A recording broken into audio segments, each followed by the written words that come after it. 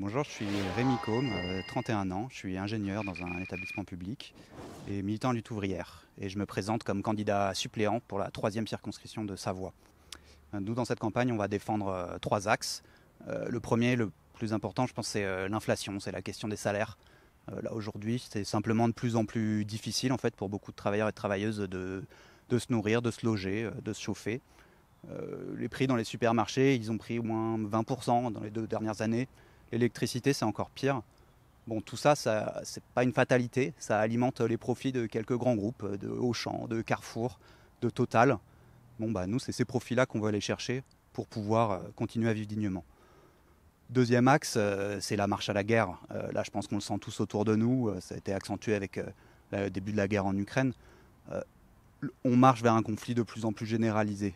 Et nos gouvernements, ils veulent nous emmener derrière eux. Nous, je pense qu'il faut qu'on refuse de s'aligner derrière le drapeau bleu-blanc-rouge. Il faut qu'on refuse cette marche à la guerre. Il faut affirmer qu'on n'a aucun intérêt à y trouver comme travailleurs. Bon, et troisième axe, et qui est lié à tout ça, c'est que je pense que dans ces élections, mais comme ailleurs, il n'y a pas de sauveur, il n'y a pas de sauveuse. Il n'y a personne qui, en remportant les élections, va pouvoir nous aider. Et on n'a rien à attendre des politiciens qui se présentent. Je pense que il va falloir, nous les travailleurs, qu'on arrive à s'organiser, qu'on arrive à lutter collectivement, à retrouver le chemin des luttes qu'il y a dans le passé, et que c'est que comme ça qu'on arrivera vraiment euh, à sauver notre sort. Je pense que la dissolution de l'Assemblée, c'est un marqueur de cette crise qui s'accentue. Et surtout, derrière elle, moi, ce que je vois, c'est la montée des idées réactionnaires.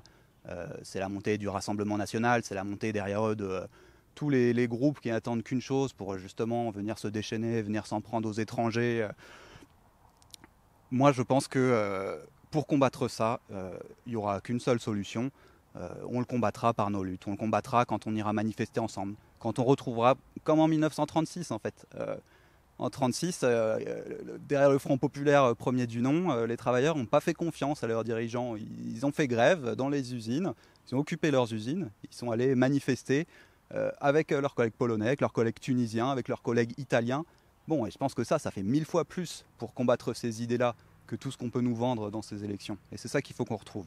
Ben nous, nos ambitions, c'est qu'il y ait un maximum de travailleurs et de travailleuses qui se retrouvent dans notre candidature. Voter lutte ouvrière, c'est planter un drapeau, c'est affirmer que ce système, il s'enfonce dans la crise, il nous mène à la catastrophe et qu'il va falloir le renverser. Et pour ça qu'il va falloir s'en prendre à nos vrais adversaires.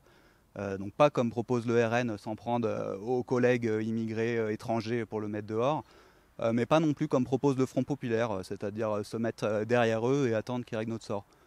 Nous, dans ces élections, on veut affirmer qu'on n'a rien à attendre d'eux, qu'il va falloir aller s'attaquer au patronat, aller chercher leurs profits là où ils sont, et voter lutte ouvrière, c'est affirmer cette perspective.